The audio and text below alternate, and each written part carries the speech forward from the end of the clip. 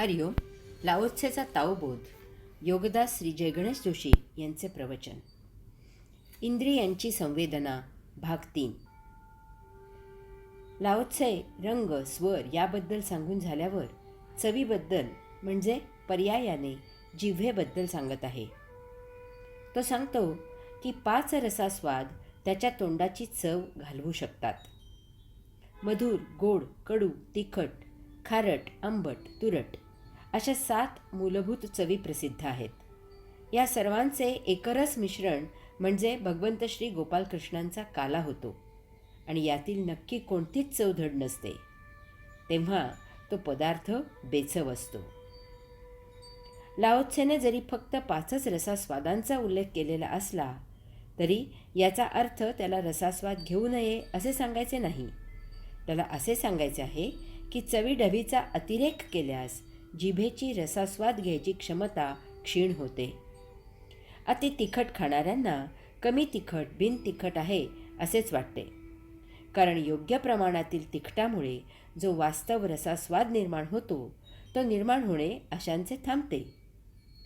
अति जहाल झणझणीत तिखट असल्याशिवाय आपण तिखट पदार्थ खात आहोत असे त्यांना जाणवत नाही.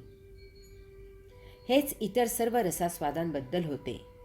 अति गोड खाणाऱ्यांना पदार्थाची नैसर्गिक उपजत असलेली गोडी समजत नाही. भरपूर साखर घातली की त्यांना पदार्थ खाल्ला असे वाटते. आपण निरीक्षण केले तर असे आढळून येते की जसजसे वय वाढत जाते तसतसे कडू, तुरट, आंबट चव आवडते.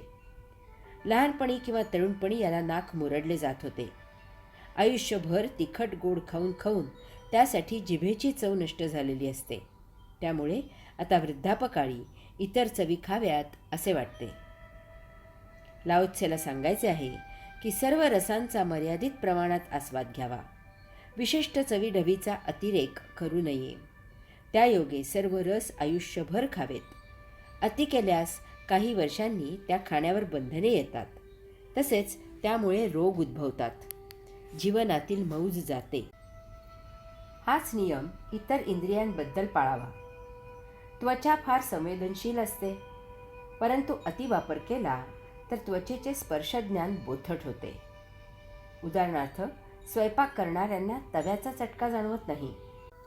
तसेच नाकाने सतत एकच एक वास घेतला गेला तर यथाकालावधीत तो विशिष्ट वास नाकाला येईन असा होतो. अनवाणी चालणाऱ्यांना रस्त्यावरील दगड बोचेनासे होतात. तापलेला रस्ता चटके देत नाही. अति चालण्यामुळे पाय दमतात, थकतात. आपल्याला झोप येते. अति गारठ्यात वावर केला तर सर्दी होते, संधिवात होतो. बुद्धी स्मृतीचा सतत अविश्रांत उपयोग केल्यास बुद्धी स्मृती थकते. काही वेळानंतर बुद्धी बाह्य ज्ञान ग्रहण करायची थांबते. आपल्याला झोप येते. अति खाण्याने अजीर्ण होते. अति खाणे देह पचवू शकत नाही. अति खाण्याने अंगात नको इतकी चरबी वाढते. आपण रोगी होतो. अति काळजी केल्यास रक्तदाब बिघडतो. थोडक्यात काय तर अति सर्वत्र वर्ज करावे. समतोल आचरण असावे. त्यातच आनंद आहे. निरर्थक शौक. इंद्रियांबद्दल सांगून झाल्यावर लाओत्से आता आपल्या देहात मूलभूत इंद्रिय नसलेले परंतु नंतर देहात इंद्रिय म्हणून निर्माण झालेल्या आणि महाप्रबळ झालेल्या मनाबद्दल सांगत आहे. तो सांगतो की घोड्यांच्या शर्यती आणि हौस म्हणून करत असलेली श्वापदांची शिकार त्याला मानसिक रुग्ण बनवते. मानवी जीवनासाठी फार महत्त्वाचा आणि फार उपयुक्त मुद्दा आहे. आत्ताच्या अट्टल जुगारी आणि कसलाही वेडपटपणा करणाऱ्या या जमान्याला तर फारच लागू होणारा हा मुद्दा आहे. काहीतरी निराळेपण, नाविन्य, शोध, धाडस, जिज्ञासा, कुतूहल इत्यादी नावाखाली आचरटपणा करणाऱ्यांची शर्यत लागलेली आहे की जास्त आचरट कोण. जगातील आश्चर्याची, सर्वोच्चपणाची यादी छापली जाते. त्याचे निरीक्षण केले की या जगात काय काय आचरटपणा चालतो ते समजते. लाओत्सेच्या वेळी रथांच्या शर्यती होत असाव्यात. आता घोड्यांच्या, बैलगाड्यांच्या, मोटारींच्या, माणसांच्या, श्वापदांच्या शर्यती होतात. माणसाने वेडपटपणाचे अनेक मार्ग शोधले आहेत. कोंबड्या, सांड, बैल, रेडा इत्यादी झुंजवले जातात. माणूस झुंजवला जातो, माणूस आणि रेडा किंवा बैल झुंजवला जातो. या सर्वांवर पैसे लावले जातात आणि जुगार खेळला जातो. पत्त्यांचा जुगार तर सुरू आहेच, परंतु जुगाराचे नवीन प्रकार विकसित केले जात आहेत.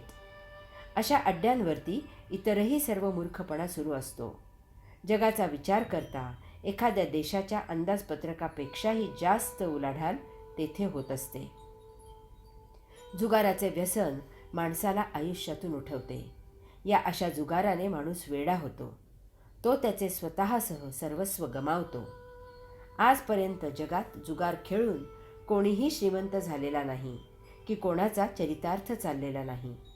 हे असे अड्डे चालवणारे धन कमावतात कारण ते स्वतः कधीही जुगार खेळत नाहीत. असाच अजून एक वेडेपणा म्हणजे मौज शौक म्हणून शिकार करणे. एखाद्या जीवाला केवळ स्वतःची करमणूक म्हणून ठार मारणे हा जगातील फार नीच कोटीचा वेडेपणा आहे. हे महाभयावह क्रौर्य आहे. अशांना त्यांचा जीव घ्यायला कोणी गेले तर ते पटेल का? बिचारे मुके प्राणी मारणे यांना सोपे वाटते, कारण प्राण्यांना कितीही ताकद असली तरी ती माणसाच्या ताकदीपेक्षा कमीच आहे. काही जण शिकार न करता प्राणी बाळगतात. त्यांना अनैसर्गिकपणे कोंडून ठेवतात. अशा प्राण्यांना त्यांचे नैसर्गिक जीवन जगता येत नाही. पर्यावरणाचे महत्त्व फार आहे. जगात जे काही चर अचर सजीव निर्जीव आहे त्यातील प्रत्येक वस्तू गोष्ट जगताच्या समतोलपणाला अतिशय पूरक आहे. यातील एक जरी नष्ट झाली तरी जगाचे पर्यावरण बिघडते. लाओत्सेचा द्रष्टेपणा घेण्यासारखा आहे. शेकडो वर्षापूर्वी त्याने जुगार आणि शिकार यावर प्रहार केला आहे. हरि ओम.